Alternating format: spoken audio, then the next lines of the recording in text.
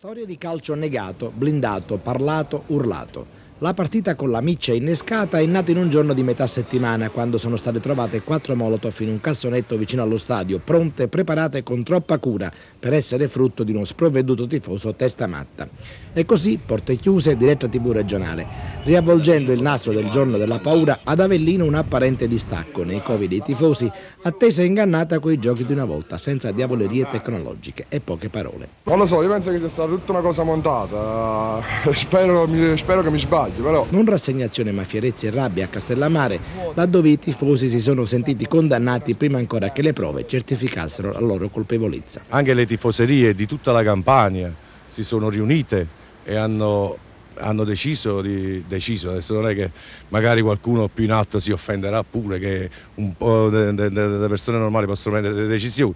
Comunque si è chiarito questa cosa e ci sarà un patto di non belligeranza, per quello che so, per quello che mi è permesso sapere, e quindi c'è la volontà da parte anche dei cattivi di diventare bravi.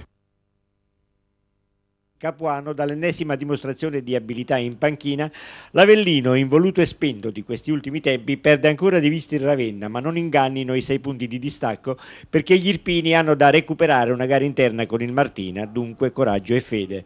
Lodi sperticate invece alla Juve Stabia, protagonista di una gara vibrante e con motivazioni certamente più avvertite rispetto ad avversari esangui.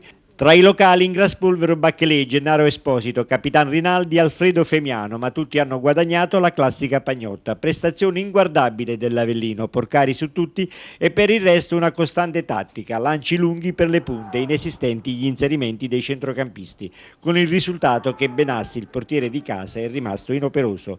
Un solo appiglio per gli ospiti, la rete annullata De Vacco al 32esimo della ripresa, passa invece regolarissima, ma nel complesso più Juve Stabia in tutto, il gol al sesto di Alfredo Femiano, abile nell'inserirsi sull'errore di piazzamento dei difensori ospiti, e ancora 2 grosse opportunità per raddoppiare, con Gragnaniello sugli scudi al 19esimo e al 42esimo su De Rosa e Castaldo. Dunque più